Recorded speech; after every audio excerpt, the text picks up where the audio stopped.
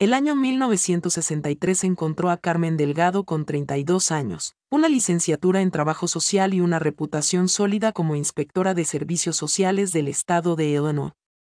Su oficina en el centro de Chicago estaba llena de archivos de casos, fotografías de instituciones que había visitado y mapas marcados con alfileres que señalaban orfanatos, hogares de acogida y centros de menores bajo su supervisión. Esa fría mañana de noviembre, mientras revisaba los informes mensuales de las instituciones bajo su jurisdicción, recibió una llamada telefónica que cambiaría para siempre su percepción sobre el sistema de protección infantil que había dedicado su vida profesional a supervisar. La voz al otro lado de la línea era de una mujer mayor, nerviosa, que se identificó simplemente como una ciudadana preocupada. Su mensaje era breve pero inquietante. Señora Delgado, si realmente le importan los niños bajo su cuidado, debería hacer una visita sorpresa al orfanato San Miguel en Pilsen. Pregunte por los 124 niños que, según sus registros, viven ahí y cuéntelos usted misma. La línea se cortó antes de que Carmen pudiera hacer preguntas, pero había algo en la urgencia de esa voz que despertó todos sus instintos profesionales. El orfanato San Miguel había estado bajo la supervisión de Carmen durante los últimos 3 años y siempre había sido considerado una de las instituciones modelo en su distrito. Dirigido por el padre Domingo Herrera, un sacerdote carismático que había llegado de México 5 años antes. El orfanato tenía una reputación excelente entre los funcionarios del Estado y recibía regularmente fondos adicionales debido a sus reportes consistentes de alta ocupación y resultados positivos en el cuidado de menores. Los informes mensuales siempre llegaban a tiempo. Los registros financieros parecían impecables y las pocas inspecciones programadas que Carmen había realizado nunca habían revelado irregularidades significativas. Sin embargo, mientras Carmen revisaba los archivos del orfanato San Miguel esa mañana, comenzó a anotar patrones que nunca había examinado cuidadosamente. Los registros mostraban una ocupación constante de exactamente 124 niños durante los últimos 18 meses, sin las fluctuaciones normales que caracterizaban a otras instituciones similares. Los niños aparentemente nunca eran adoptados, nunca regresaban con familiares y nunca eran trasladados a otras instituciones. Era como si los 124 niños existieran en un estado de suspensión permanente sin las transiciones naturales que formaban parte del sistema de cuidado infantil. Más inquietante aún era el hecho de que Carmen se dio cuenta de que nunca había visto realmente a todos esos niños durante sus inspecciones. Las visitas siempre habían sido programadas con anticipación y el padre Herrera siempre había tenido explicaciones convincentes para por qué ciertos dormitorios estaban cerrados por renovaciones o por qué grupos de niños estaban en excursiones educativas durante sus visitas. Carmen había aceptado estas explicaciones sin cuestionarlas, confiando en la reputación del padre Herrera y en la consistencia de sus reportes escritos. Decidió realizar una inspección sorpresa esa misma tarde. El orfanato San Miguel estaba ubicado en un edificio de 3 pisos en el barrio de Pilsen, una estructura de ladrillo construida en 1920 que había servido como escuela antes de ser convertida en orfanato en 1958. Desde el exterior se veía exactamente como Carmen lo recordaba, bien mantenido, con jardines cuidados y señales visibles de actividad infantil, como juguetes en el patio y ropa colgando en las líneas de secado. Cuando Carmen llegó sin previo aviso, encontró al padre Herrera en su oficina, aparentemente sorprendido, pero cortés como siempre. Era un hombre de unos 40 años, alto y distinguido, con una sonrisa que inspiraba confianza y una manera de hablar que combinaba autoridad eclesiástica con calidez paternal. Señora Delgado, había dicho con su ligero acento mexicano. ¡Qué sorpresa tan agradable! Por supuesto que puede inspeccionar nuestras instalaciones. Siempre estamos orgullosos de mostrar el trabajo que hacemos aquí. La inspección comenzó de manera normal con el padre Herrera guiándola a través de las áreas comunes del orfanato. Carmen vio la cocina donde 2 mujeres preparaban lo que parecía ser comida para un gran número de personas, el comedor con mesas dispuestas para acomodar a docenas de niños y las salas de recreación equipadas con suficientes juguetes y libros para una población considerable. Todo parecía consistente con una institución que albergaba 124 menores. Pero cuando Carmen pidió ver los dormitorios y conocer a los niños, comenzó a notar las primeras discrepancias inquietantes. El padre Herrera la llevó a un dormitorio en el segundo piso, donde había aproximadamente 15 camas, solo 11 de las cuales parecían estar ocupadas por niños de edades entre 6 y 12 años. Los otros están en clases especiales, explicó el padre Herrera cuando Carmen preguntó sobre las camas vacías. Tenemos un programa educativo muy riguroso que requiere grupos pequeños para ciertas materias. Cuando Carmen pidió ver las clases especiales, el padre Herrera se mostró ligeramente evasivo. Por supuesto, pero no quiero interrumpir su proceso de aprendizaje. Los niños se concentran mejor cuando no hay distracciones externas. La condujo hacia el tercer piso, donde mostró aulas que efectivamente contenían pupitres y materiales educativos, pero que estaban completamente vacías. Acabamos de terminar las clases de la mañana, explicó.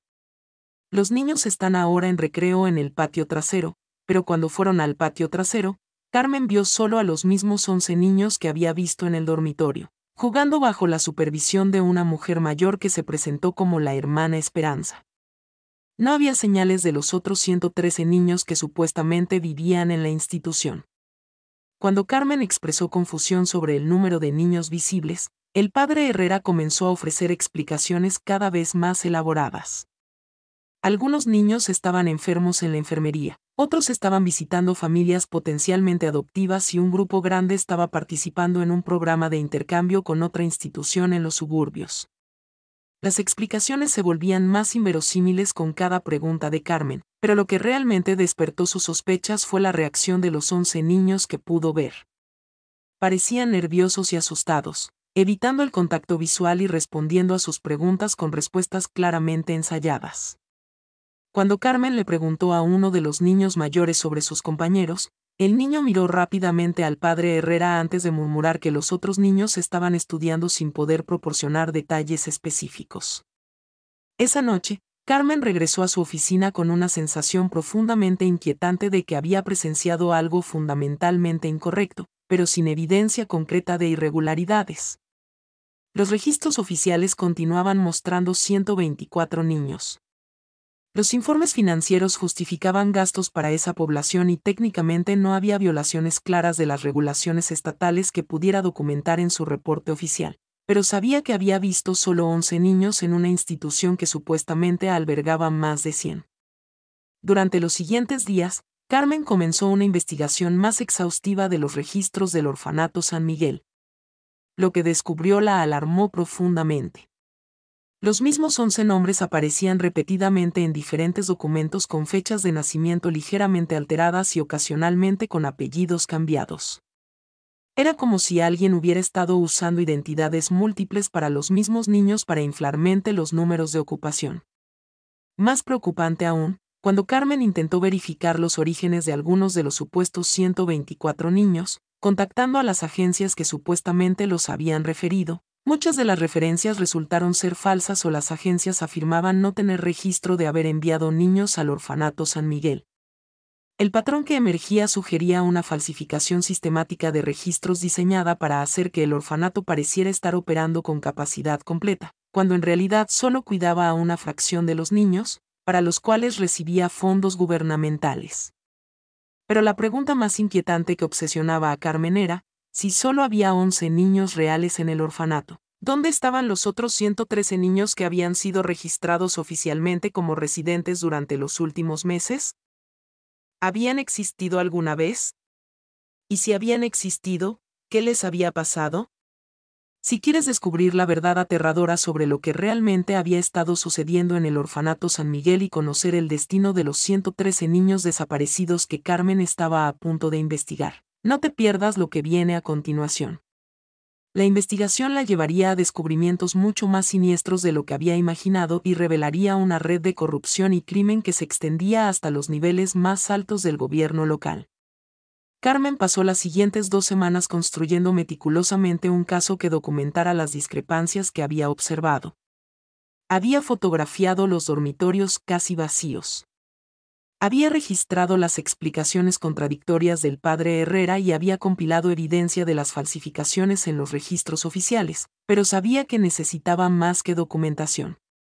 Necesitaba entender exactamente qué había estado sucediendo con los niños que supuestamente habían estado viviendo en el orfanato. La respuesta comenzó a emerger cuando Carmen decidió investigar las historias individuales de algunos de los niños que aparecían en los registros más antiguos del orfanato. Comenzó con un niño llamado Miguel Sánchez, que según los registros había llegado al orfanato en enero de 1962 a los 8 años de edad. Enviado por el Departamento de Servicios Sociales del Condado de Cook después de que sus padres murieran en un accidente automovilístico. Cuando Carmen contactó al trabajador social que supuestamente había manejado el caso, descubrió que no había registro de ningún Miguel Sánchez en sus archivos y que los nombres de los padres listados en el expediente del orfanato no correspondían a ninguna víctima de accidente automovilístico en las fechas especificadas. Caso tras caso, Carmen encontró el mismo patrón. Niños que supuestamente habían sido enviados al orfanato San Miguel por diversas agencias gubernamentales, pero para quienes no existían registros correspondientes en esas agencias. Era como si alguien hubiera estado creando identidades completamente ficticias para justificar los fondos gubernamentales que el orfanato recibía por cada niño bajo su cuidado. La operación era sofisticada y había estado funcionando durante años sin detección. Pero la investigación de Carmen tomó un giro mucho más siniestro cuando finalmente logró rastrear evidencia de que algunos de los niños en los registros del orfanato sí habían existido realmente. A través de registros de nacimiento y escuelas pudo confirmar que al menos 37 de los nombres en los archivos del padre Herrera correspondían a niños reales que habían desaparecido de sus hogares o instituciones anteriores durante los últimos 2 años. Estos niños habían existido, habían llegado al orfanato San Miguel, pero luego habían desaparecido sin dejar rastro en el sistema oficial de cuidado infantil. La primera pista sobre qué podría haber pasado con estos niños llegó de una fuente completamente inesperada. Carmen recibió una llamada de Margaret O'Brien, una asistente social que trabajaba para una agencia de adopciones privada en los suburbios del norte de Chicago. Señora Delgado, había dicho Margaret con voz nerviosa. He estado siguiendo su investigación del orfanato San Miguel a través de mis contactos en el departamento. Creo que tengo información que podría ser relevante para su caso. Margaret le explicó que durante los últimos 2 años su agencia había estado recibiendo referencias inusuales de niños disponibles para adopción, supuestamente del orfanato San Miguel. Pero lo que era extraño sobre estas referencias era que los niños llegaban sin la documentación completa requerida por la ley estatal y las adopciones se procesaban con una rapidez inusual a través de conexiones que evitaban los canales normales de supervisión gubernamental. Los niños que hemos recibido del padre Herrera, continuó Margaret, siempre van a familias específicas que parecen haber sido preseleccionadas. Y estas familias pagan fees de adopción que son significativamente más altos que lo normal. La información de Margaret sugería que el orfanato San Miguel podría estar funcionando como una operación de venta de niños disfrazada como una institución benéfica legítima. Los niños reales llegaban al orfanato a través de canales oficiales, pero luego eran vendidos a familias adineradas dispuestas a pagar sumas considerables para evitar los procesos de adopción normales, que eran largos y estrictamente regulados. Mientras tanto, los registros oficiales continuaban listando a estos niños como residentes del orfanato para justificar los fondos gubernamentales continuos. Carmen se dio cuenta de que estaba investigando algo mucho más serio que fraude financiero. Estaba destapando una red de tráfico de menores que operaba bajo la protección de una institución religiosa respetada. La magnitud de lo que estaba descubriendo la aterrorizó, pero también la llenó de una determinación férrea para exponer la operación antes de que más niños fueran victimizados. Su siguiente paso fue intentar infiltrarse en la red para obtener evidencia directa de las transacciones ilegales. Se presentó ante una agencia de adopciones privada como una mujer adinerada interesada en adoptar rápidamente un niño sin pasar por los canales normales. Su historia era que ella y su esposo habían estado tratando de adoptar durante años, pero habían sido rechazados por las agencias regulares debido a la edad de su esposo y ciertos problemas financieros del pasado. La agencia la puso en contacto con un intermediario llamado Robert Sullivan, quien afirmó tener conexiones especiales que podían acelerar el proceso de adopción para clientes dispuestos a pagar fees adicionales. Durante su primera reunión con Sullivan en un restaurante elegante del centro de Chicago, él le explicó que tenía acuerdos con varias instituciones, incluyendo el Orfanato San Miguel, que podían proporcionar niños especiales para familias especiales. Señora Delgado, había dicho Sullivan con la confianza de alguien que había realizado estas transacciones muchas veces antes. Entiendo que usted y su esposo tienen necesidades específicas y están dispuestos a compensar apropiadamente por un servicio personalizado. Tenemos niños hermosos, saludables y bien cuidados que estarían perfectos para su familia. El proceso puede completarse en cuestión de semanas, no años. Cuando Carmen preguntó sobre los fees involucrados, Sullivan fue directo. Para una adopción completa con toda la documentación apropiada y procesamiento expedido, estamos hablando de $1,000 cash. Esto cubre todos los gastos administrativos, fees legales y las contribuciones apropiadas a las instituciones involucradas. Era una suma extraordinaria para 1963, equivalente a más de 3 años de salario promedio. Pero Sullivan aseguró que garantizaba discreción completa y satisfacción total. Durante esa conversación, Sullivan mencionó casualmente que trabajaba regularmente con el padre Herrera del Orfanato San Miguel, quien entendía las necesidades especiales de familias especiales y estaba dispuesto a ser flexible con los procedimientos normales a cambio de contribuciones generosas a la institución. Era la confirmación que Carmen necesitaba de que el padre Herrera estaba directamente involucrado en la venta ilegal de niños. Pero lo más alarmante de la conversación fue cuando Sullivan le mostró fotografías de niños disponibles para adopción inmediata. Carmen reconoció a varios de estos niños de los registros del Orfanato San Miguel que había revisado durante su investigación. Eran niños reales que supuestamente estaban viviendo en el orfanato, pero que claramente estaban siendo ofrecidos para venta a través de canales completamente ilegales. Esta noche, Carmen se dio cuenta de que había infiltrado una operación criminal sofisticada que había estado funcionando durante años bajo la protección de una institución religiosa respetada, pero también sabía que había llegado a un punto en su investigación donde su propia seguridad estaba en riesgo. Y el padre Herrera y sus asociados descubrían que había estado investigando su operación, no dudarían en tomar medidas para proteger un negocio que claramente les estaba generando cientos de miles de dólares al año. La confirmación de que su investigación había sido detectada llegó 2 días después, cuando Carmen llegó a su oficina para encontrar que su archivador había sido forzado y todos los documentos relacionados con el Orfanato San Miguel habían desaparecido. No había señales de robo de otros materiales, solo los archivos específicos relacionados con su investigación. En su escritorio había una nota que simplemente decía: algunos misterios son mejor dejados sin resolver por su propia seguridad. Carmen sabía que había cruzado una línea peligrosa, pero también sabía que no podía parar su investigación ahora que había confirmado que niños reales estaban siendo vendidos como mercancía. Había hecho copias de todos sus documentos más importantes y las había guardado en múltiples ubicaciones, anticipando exactamente este tipo de intimidación. Su próximo paso sería confrontar directamente al padre Herrera y documentar sus confesiones sin importar los riesgos personales involucrados. Pero, ¿lograría Carmen obtener la evidencia necesaria para exponer completamente esta red de tráfico de menores antes de que más niños desaparecieran para siempre?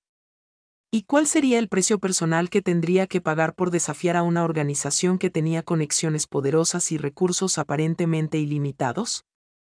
La confrontación final estaba a punto de comenzar, y el destino de los 113 niños desaparecidos dependía de que ella lograra superar las amenazas y exponer la verdad antes de que fuera demasiado tarde.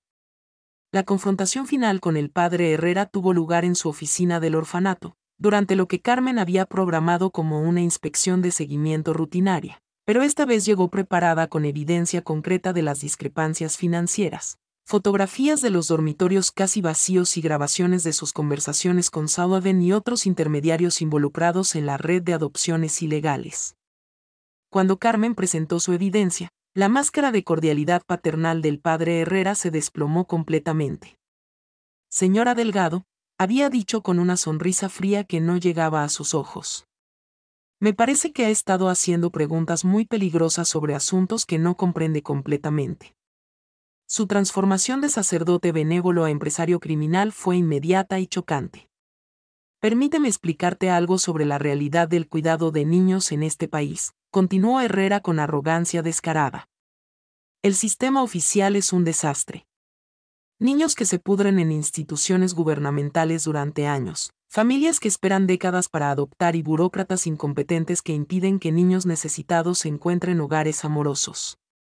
Yo proporciono un servicio que beneficia a todos, niños que necesitan familias, familias que necesitan niños y eliminó toda la burocracia innecesaria que impide que se hagan estas conexiones naturales.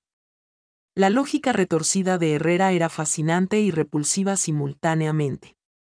Se había convencido de que estaba realizando una función social importante, reuniendo niños con familias dispuestas a pagar por el privilegio de evitar las regulaciones del sistema oficial de adopción. ¿Sabes cuántos niños he colocado en hogares felices durante los últimos 3 años?, se jactó. Más de 200 niños que ahora tienen padres que los aman, casas cómodas y futuras brillantes. ¿Puedes decir lo mismo sobre el sistema gubernamental que supuestamente supervisas? Pero cuando Carmen presionó sobre los registros falsificados y el fraude de los fondos gubernamentales, Herrera se volvió más defensivo. Los fondos del Estado simplemente subsidian nuestro trabajo, dijo con desdén. Estamos proporcionando un servicio que el gobierno no puede o no quiere proporcionar eficientemente. Si tenemos que ser creativos con la papelería para asegurar el financiamiento necesario, eso es simplemente pragmatismo, no criminalidad. La conversación se volvió más tensa cuando Carmen demandó saber específicamente dónde estaban los 113 niños que aparecían en los registros, pero que no estaban físicamente presentes en el orfanato. Herrera se rió con condescendencia. Esos niños están exactamente donde deben estar, señora Delgado, en hogares amorosos con familias que los valoran lo suficiente como para pagar por el privilegio de criarlos.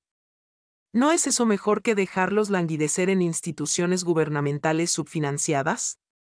Pero había algo en la manera evasiva en que Herrera respondía a las preguntas específicas sobre niños individuales, que sugería que no todos los 113 niños habían sido colocados exitosamente con familias.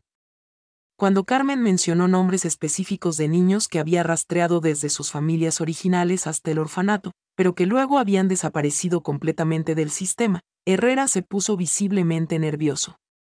Algunos casos son más complicados que otros, admitió finalmente. No todos los niños son apropiados para las familias que buscamos servir. Algunos tienen problemas de comportamiento, problemas de salud o historias familiares que los hacen menos deseables para parejas adoptivas. En esos casos tenemos que encontrar soluciones alternativas. Las soluciones alternativas de Herrera resultaron ser aún más siniestras de lo que Carmen había imaginado. Algunos niños habían sido vendidos a familias que específicamente buscaban trabajadores domésticos jóvenes y que estaban dispuestas a pagar menos dinero por niños que entendían que serían tratados como empleados en lugar de hijos adoptivos.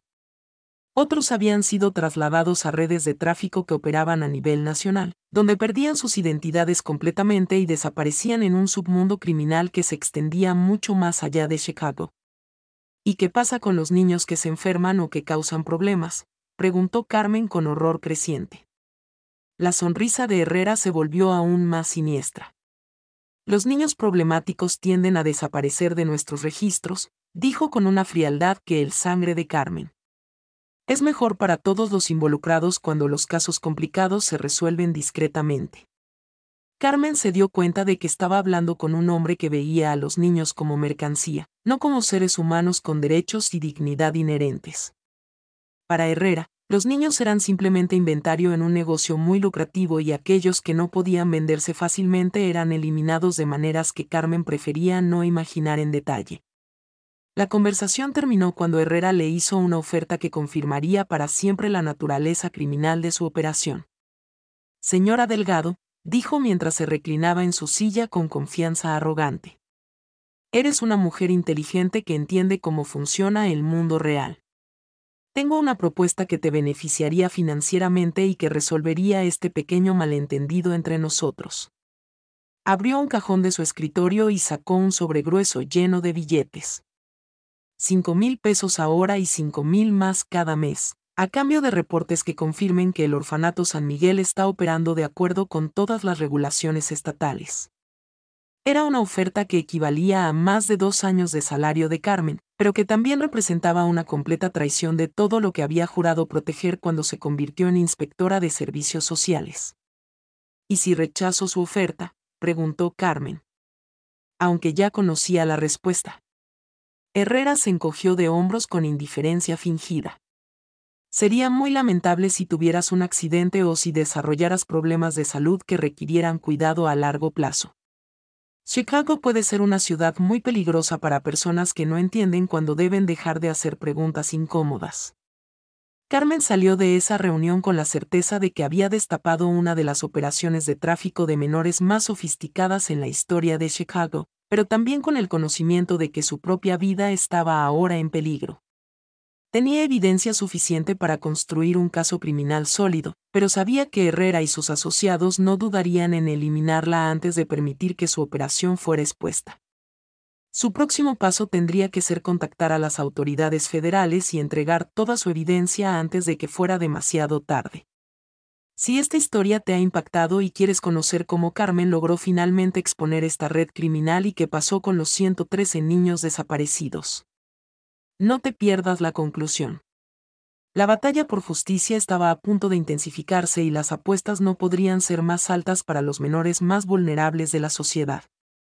Carmen contactó inmediatamente al FBI, específicamente al agente especial James Mitchell, quien se especializaba en casos de tráfico de menores y crimen organizado. La evidencia que Carmen había recopilado durante meses de investigación fue suficiente para obtener órdenes de allanamiento federales para el Orfanato San Miguel y las oficinas de varios intermediarios involucrados en la red de adopciones ilegales. El allanamiento simultáneo de múltiples ubicaciones reveló una operación aún más extensa de lo que Carmen había documentado. En la oficina del padre Herrera encontraron archivos detallados de más de 300 transacciones de niños durante los últimos 5 años con registros meticulosos de precios, familias compradoras y comisiones pagadas a funcionarios corruptos. También descubrieron evidencia de conexiones con redes de tráfico en otros estados, sugiriendo que la operación de Chicago era parte de una empresa criminal nacional. Los arrestos fueron rápidos y dramáticos. El padre Herrera fue capturado intentando huir hacia México con una maleta llena de efectivo y documentos que habrían permitido establecer una operación similar en otro país. Robert Sullivan y otros intermediarios fueron arrestados en sus oficinas mientras destruían evidencia y varios funcionarios gubernamentales que habían estado facilitando las adopciones ilegales fueron detenidos en sus hogares. Sin embargo, la tragedia real se reveló durante la investigación de los 113 niños desaparecidos. Solo 34 pudieron ser localizados vivos y reunidos con familias legítimas. Habían sido vendidos a familias que genuinamente los habían adoptado como hijos, aunque a través de canales completamente ilegales. Otros, 41, fueron encontrados trabajando como empleados domésticos en condiciones de explotación. Y fueron rescatados y colocados en cuidado del Estado. Pero 38 niños nunca fueron encontrados. Según la evidencia descubierta durante la investigación, habían sido vendidos a redes de tráfico que operaban a nivel internacional, donde perdieron sus identidades y desaparecieron en un submundo criminal que se extendía mucho más allá de las fronteras estadounidenses. Para estos niños, el rescate llegó demasiado tarde. Los juicios que siguieron captaron la atención nacional y llevaron a reformas fundamentales en la supervisión de instituciones de menores en todo el país. El testimonio de Carmen fue crucial para establecer la escala y sofisticación de la operación y su evidencia documentada ayudó a condenar a 18 individuos por cargos que incluían tráfico de menores, fraude y conspiración. El padre Herrera fue sentenciado a 25 años de prisión, pero murió en su celda solo 3 años después, aparentemente de un ataque cardíaco. Aunque algunos sospecharon que había sido silenciado por asociados criminales que temían que pudiera proporcionar información sobre operaciones más amplias. Sullivan recibió 20 años y cumplió su condena completa, emergiendo de prisión como un hombre quebrado que nunca volvió a involucrarse en actividades criminales. Carmen continuó su trabajo como inspectora de servicios sociales, pero nunca se recuperó completamente del trauma de haber descubierto la magnitud del mal que había estado operando bajo su supervisión. Se especializó en desarrollar protocolos más estrictos para la supervisión de instituciones de menores y su trabajo llevó a la implementación de sistemas de verificación que hicieron mucho más difícil falsificar registros de ocupación institucional. Años después, cuando Carmen reflexionaba sobre el caso del Orfanato San Miguel, Se daba cuenta de que aunque habían logrado desmantelar una operación específica y rescatar a algunos niños, el problema fundamental del tráfico de menores continuaba existiendo en diferentes formas y ubicaciones. Lo que descubrimos en Chicago en 1963, escribió en sus memorias. Fue probablemente solo una pequeña parte de un problema que ha existido durante siglos y que continúa existiendo hoy en formas que preferimos no reconocer. Si esta historia te ha impactado, es crucial que entiendas que la vigilancia constante sobre las instituciones que cuidan a los más vulnerables de nuestra sociedad es esencial para prevenir que tragedias similares se repitan.